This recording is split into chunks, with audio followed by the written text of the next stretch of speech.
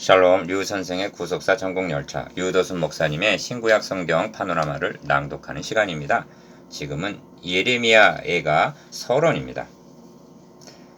주제 우리의 날을 새롭게 하사 회복하여 주소서.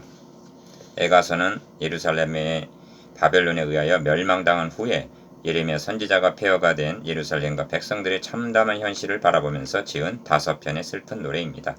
다니엘이 바벨론에 있었다면 예레미야는 예루살렘에 있었습니다. 슬프다 이성이여, 본래는 거민이 많더니 이제는 어찌 그리 적막히 앉았는고. 본래는 열국 중에 크던 자가 이제는 과부 같고, 본래는 열방 중에 공주되었던 자가 이제는 조공드리는 자가 되었도다. 밤새도록 애곡하니 눈물이 뺨에 흐르며 사랑하던 자 중에 위로하는 자가 없고 친구도 다 배반하여 원수가 되었도다 하고 시작이 됩니다. 1장 1절 2절. 그렇다면 문제는 이 애가를 통해서 말씀하려는 바 신학적 가치가 무엇이며 우리와는 무슨 상관이 있느냐 하는 점입니다. 이를 알기 위해서는 누가 주의 마음을 알아서 주를 가르치겠느냐? 그러나 우리가 그리스도의 마음을 가졌느니라. 고린도전서 2장 16절라고 한 주의 마음을 아는 일입니다. 그렇지 못하면 의문만을 보게 되고 신령한 뜻을 깨닫지 못하게 되는 것입니다. 애가서에 나타난 주의 마음. 그러므로 애가서를 대할 때는 예레미야의 눈물만을 볼 것이 아니라 예루살렘아 예루살렘아, 선지자들을 죽이고 너에게 파송된 자들을 돌로 치는 자여, 암탉이 자기 새끼를 날개 아래 모음같이 내가 너희의 자녀를 모으려 한 일이 몇 번이냐. 그러나 너희가 원치 아니하였도다. 누가복음 13장 34절. 가까이 오사 성을 부시고 우시며 가라사대 너도 오늘날 평화에 관한 일을 알았다면 좋을 뻔하였거니와 지금 너의 눈에 숨기웠도다. 날이 이를지라 너희 원수들이 토성을 쌓고 너를 둘러 사면으로 가두고 또 너와 및 그 가운데 있는 너희 자식들을 땅에 메어 치며 돌 하나도 돌 위에 남기지 아니하리니 이는 권고받는 날을 너가 알지 못함을 이남이니라 하시니라 한 19장 41절에서 44절. 주님의 눈물을 보며 마음을 품고 대한다는 점이 중요합니다.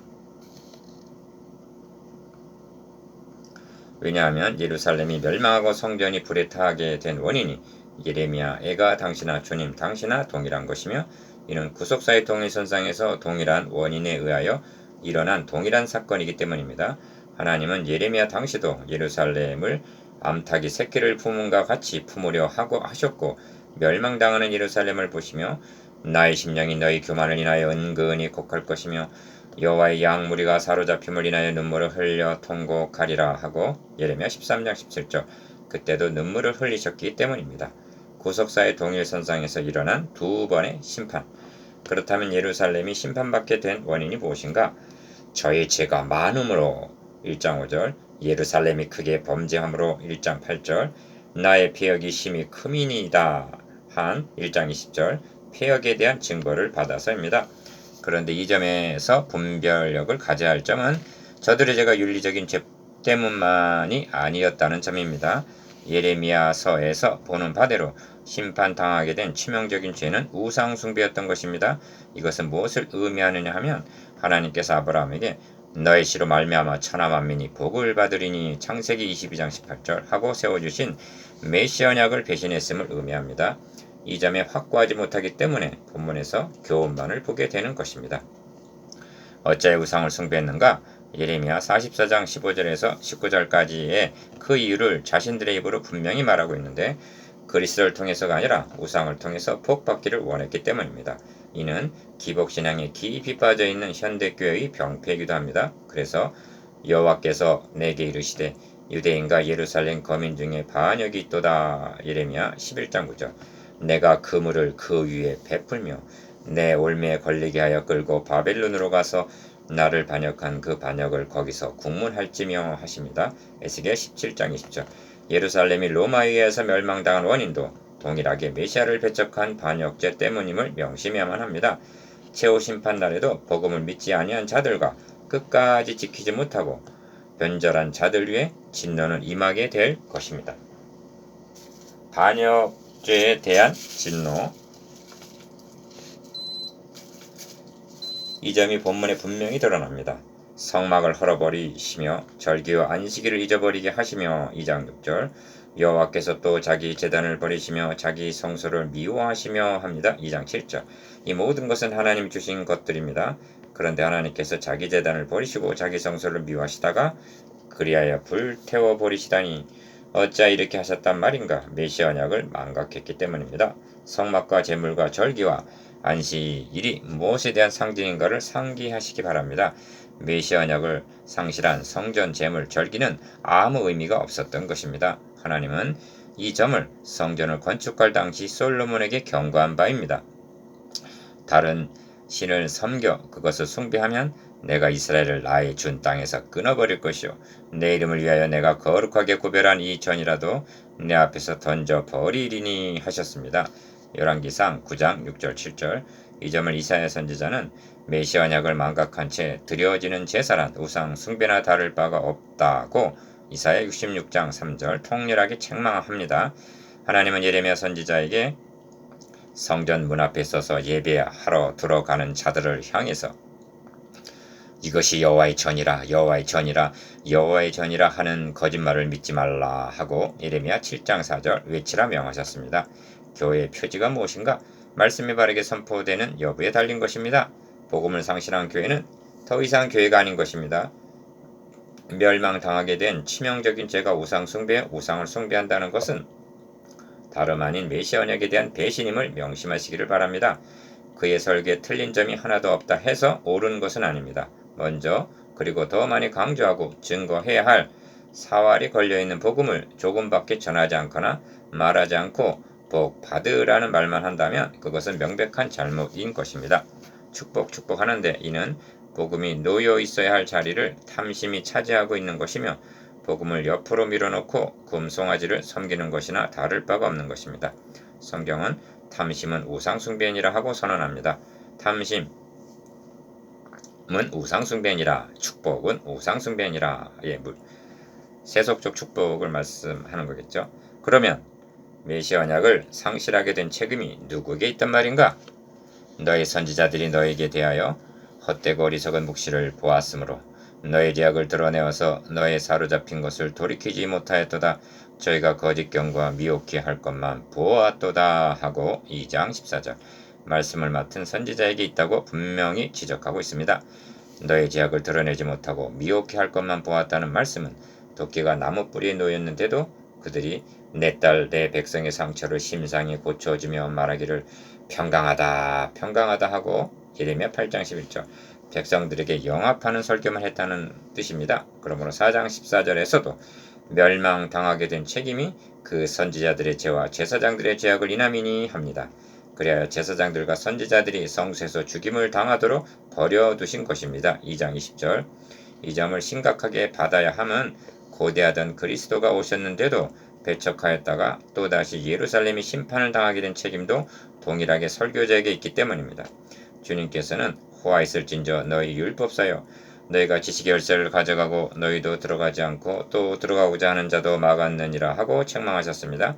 누가복음 11장 52절 그렇다면 재림의 날에도 이런 악순환이 반복이 될 것이고 그런 징후는 이미 농후한 것입니다.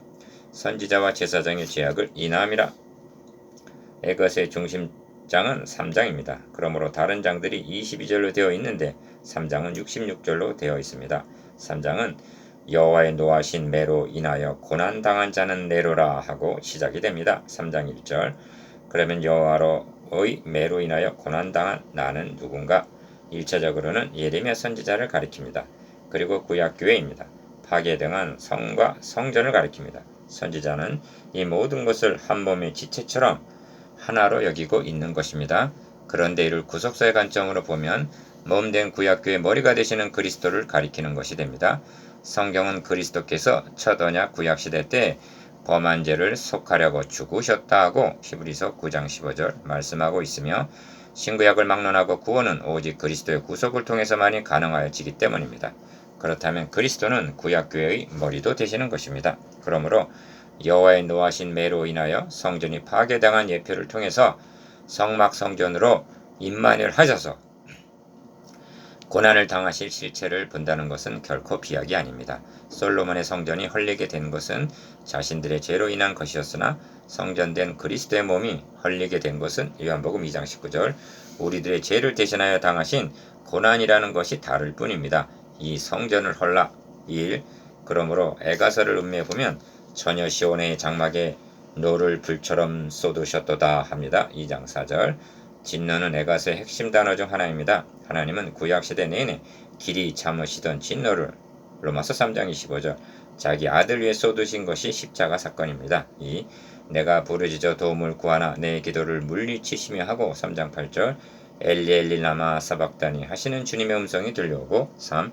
이스라엘의 아름다운 것을 하늘에서 땅에 던지셨으며 진노하신 날에 그 발등상 성전을 기억지 아니하셨도다 하고 2장 1절 버림당하시는 모습이 그려져 있고 4. 내 몸을 찢으시며 활을 당기고 나로 간역을 삼으시며 전통의 살로 내 허리를 맞추셨도다 하고 3장 11절에서 13절 고난 당하시는 모습과 5. 나는 내 모든 백성에게 조롱거리 곧 종일토록 그들의 노랫거리가 되었도다 3장 14절 무르 지나가는 자는 다 너를 향하여 박장하며 처녀 예루살렘을 향하여 비소하고 머리를 흔들며 말하기를 온전한 영광이라 천하의 희락이라 일컫던 성이 이 성이냐 하며 2장 15절 비웃는 어리석은 군중들의 모습도 보입니다. 6. 나를 쓴 것으로 배불리시고 쑥으로 취케 하셨으며 하고 3장 15절 쓸개 탄 포도주를 받으시는 광경과 7. 전에는 존귀한 자의 몸이 이제는 그 얼굴이 숲보다 검고 그 가죽이 뼈에 붙어 막대기같이 말랐으니 하고 4장 7절 8절 운명하신 주님의 모습도 보이고 8. 저희가 내 생명을 끊으려고 나를 구덩이에 넣고 그 위에 돌을 던지며 물이 내 머리에 넘치니 내가 스스로 이르기를 이제는 멸절되었도다 하도다 하고 3장 53절 54절 장사되고 만사가 끝장이 난 것으로 여기는 절망도 봅니다. 9. 우리의 콧김 곧 여호와의 기름 부으신 자가 저희 함정에 빠졌으며 하고 4장 20절 잠시나마 사망이 승리한 것처럼 보이기도 했으나 10. 그러나 내가 주께 아랫날에 주께서 가까이하여 가라사대 두려워 말라 하셨나이다 하고 3장 57절 부활하신 기쁜 소식을 듣게 됩니다. 사흘 만에 다시 세우리라.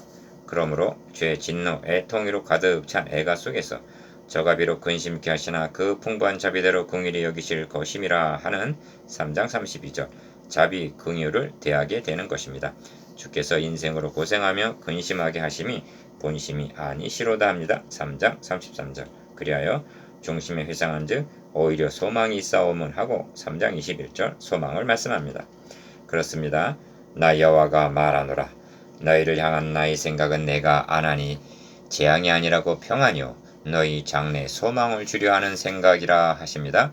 예레미야 29장 11절 이 평안 소망이 짐승이 죽음을 당하는 첫 언약의 의식으로 가능해지는 것이 아니라 여호와의 노하신 매로 인하여 고난 당한 자는 내노라 하는 대속으로만이 가능해지는 것입니다.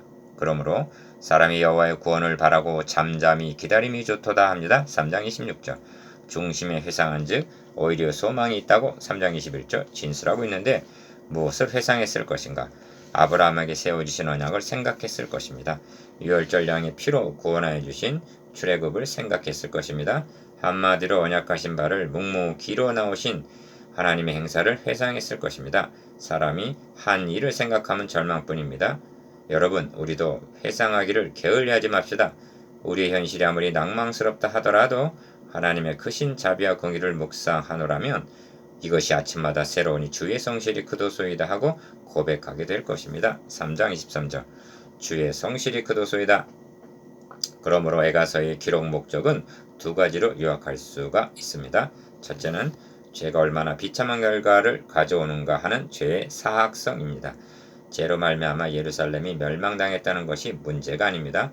우리 죄를 해결하기 위해서는 하나님의 아들이 죽으셔야만 했다는 것을 잊지 말아야만 합니다.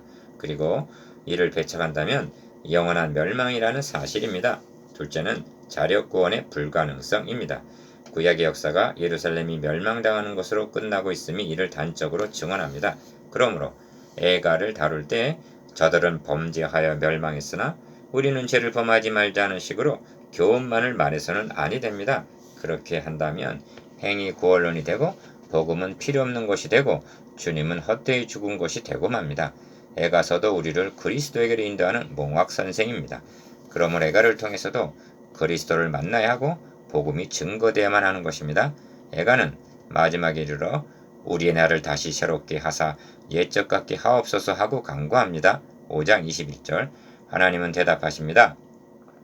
너희는 이전 일을 기억하지 말며 옛적 일을 생각하지 말라. 보라, 내가 새 일을 행하리니 이제 나타날 것이라. 이사야 43장 18절에서 19절. 에가서는 주께서 우리를 아주 버리셨사오며 우리에게 진노하심이 특심하시니이다 하는 5장 22절 탄원으로 마치고 있는데, 하나님은 대답하십니다. 오직 시온이 이르기를 여호와께서 나를 버리시며 주께서 나를 잊으셨다 하였거니와 여인이 어찌 그 젖먹는 자식을 잊겠으며 자기 태선한 아들을 긍휼히 여기지 않겠느냐. 그들은 혹시 잊을지라도 나는 너를 잊지 아니할 것이라. 이사야 49장 14절 15절. 아멘.